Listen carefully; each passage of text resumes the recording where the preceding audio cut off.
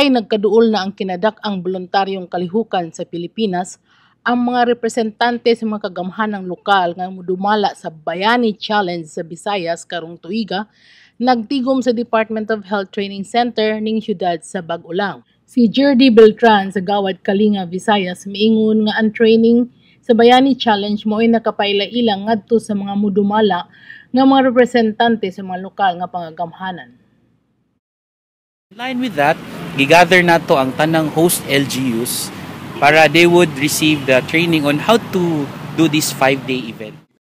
Ang Bayani Challenge nga kalihukan himuon sa 34 nga probinsya sa Dipuok Nasod, diin ang 7 pagahimuon sa Visayas. Why is it different? One, it will be in 34 provinces. Ang Gawad Kalinga Executive Director ug ang bag-ong Director General sa Philippine Information Agency nga si Jose Marie Oqueñena, kinsay mao'y pinasidunggang dinapit ato sa training, mingon nga ang Bayani Challenge mitino nga mobilisar og 70,000 nga mga voluntaryo nga motukod og dili mo minus sa 30 ka mga puy-ananan.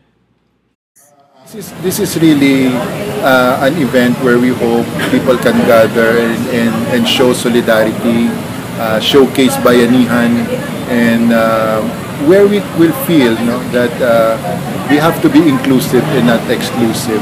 It is a chance for rich and poor to come together. It is a chance for the young and old to work together. And more than anything, Bayani Challenge is a celebration of friendship and bayani. Apan si Oqueñena nagkanayon nga ang Bayani Challenge mas labaw pa kaysa pagtukod og puy-ananan ug sa pag-ayo og mga saringan.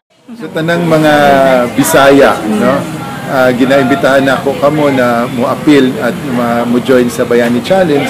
And kini sa March 23 padung sa 27, wala man ni siya trabaho, wala sa klase, kay padung man ni sa Holy Week. Tagaan nato nig panahon unya mag-enjoy kita makipagtrabaho, makipag-work sa ubang mga kauban nato. Nanukad gikan sa Philippine Information Agency Media ng Bayan, kini si Juju Manubag Impuerto sa ICBU.